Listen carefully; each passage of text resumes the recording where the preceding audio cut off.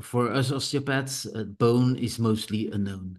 We'll start to discover the bone from microanatomic to macroanatomic, and afterwards we will do some physiology on the bone, because I think what is important for me in osteopathy is that we know what we do and we know why we do it. So it's important to work with knowing hands and even integrating hands. So do an integration of the knowledge you have on and with the patient. So that's the first thing. So start with theory, start with learning.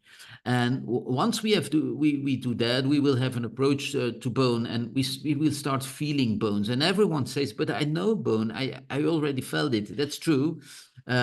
But we will feel it in different aspects. So we will start to feel it first as a structure like a femur, and we are trying to feel the diaphysis of the femur. And afterwards, we will start to discover which dynamics, which movement we can discover in that bone or in others. So once that we start to feel how these bones move, we try to create what's normal. Because always again, when you go back to the literature Still Road, he was always talking about, first we have to know what's normal. We have to create a reference. So what we will do in the course is first create the reference. Is this normal? What is normal? What do I have to feel, and why do I have to feel that? So based on research, based on what we find in actual literature, which is not osteopathic literature, but which is really the literature which is on the market at the moment for every medical schooled person. So that's the first thing we will do. And then we will start to talk about tension regulation. What is tension regulation in the body, and how can we interact with this? And what do we do? Well, in my life, I was a very happy, lucky person, because I met in 2003. I met Anthony Cilla, and yes. Anthony Cilla is really known, I think, in Italy also, and he became a very good friend. So he learned me a lot about what is the position of the therapist in a treatment. And this we will integrate during the workshop also. What does it mean to be a therapist, an osteopath? What do we do and what do we don't do?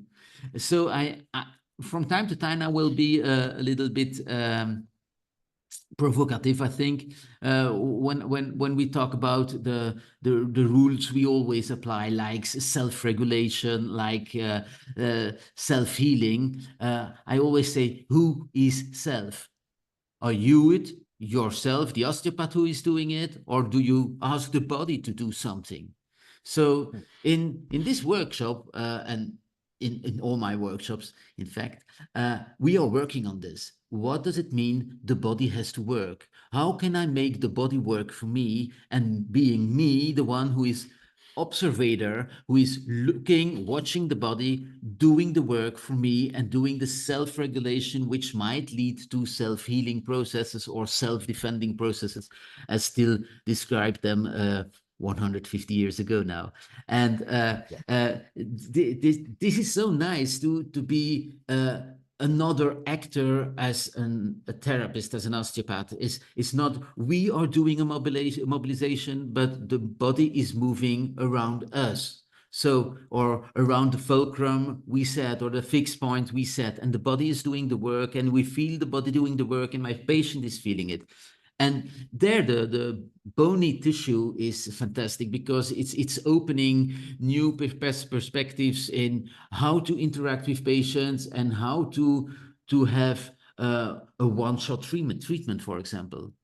Just doing one thing, and the whole body is reacting, is interacting, is going with the treatment, and you are just observing it through your fulcrum or fixed point. So that's the way we will work at the workshop, and on different levels and different bones, and in different perspectives, and different technical approaches, when we have some, to discover another world of interacting with the patient.